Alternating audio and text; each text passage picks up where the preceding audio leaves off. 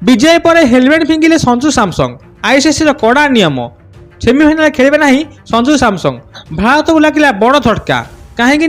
West Indies को हराई semi-final पहुंचाई संजू सैमसंग एबे रहिला बड़ खबर संजू सैमसंग खेलिबे नहीं सेमिफाइनाल संजू उपर कड़ा एक्शन है आईसीसी। दर्शक बंधु जो मैंने नुआ चैनल सब्सक्राइब कर चलते खबर जाना वेस्टइंडिज विपक्ष में विजय पर खुशी मनाइवाई संजू सैमसंग एक गुरुत्वपूर्ण भूल करते सैमसंग विजय बाउंड्री मारिया मात्रे भारतीय बैट्समैन पिच उपर बसी भगवान को प्रार्थना करते यही समय संजू तांको हेलमेट काढ़ी फिंगी देते जहाँ एवं विवाद सृष्टि करिछि।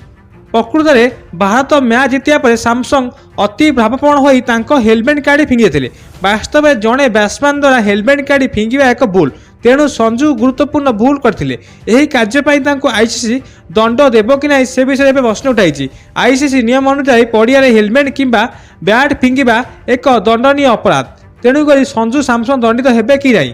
आईसीसी संजू सैमसंग को उछना किंबा जोरिमाना करें। यही परिस्थिति खेलाड़ी माने जोरिमाना बा डिमेरिट पॉइंट निलंबित सम्मुखीन हो पाती आईसीसी निष्पत्ति कौन ताहा देखिए बाकी तथापि ए विषय में आईसीसी पक्ष एपर्यंत कौन सूचना प्रकाश करा आईसीसी यही कार्य ग्रहण करबा कि नहीं ताहा देखिए बाकी अच्छी जदि आईसीसी दंड दिए ताहले हुए तो गोटे मैच बासंद करें किंबा तांकु किछि टंका तांको साला दरबार कटा जाए ये हूँ सब बड़ खबर जहाँकि आईसीसी ने बड़ निष्पत्ति कि एपर्यंत जहाँ खबर अच्छी आईसीसी एपर्यंत कौन निष्पत्ति नहीं।